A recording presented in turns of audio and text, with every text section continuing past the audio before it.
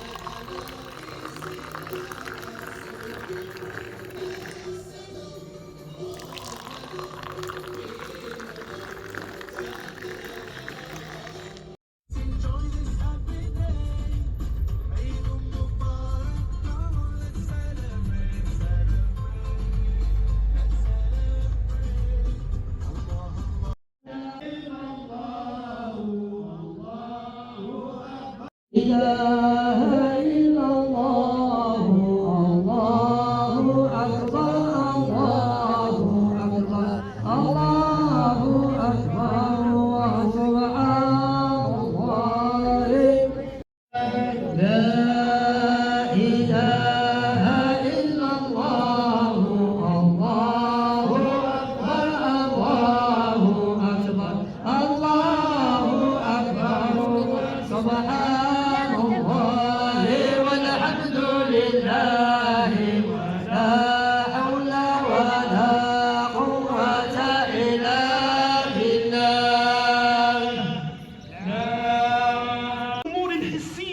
التي يمكن الإمساك بها. ومن رحمة الله تعالى ولطفه أن جعل لها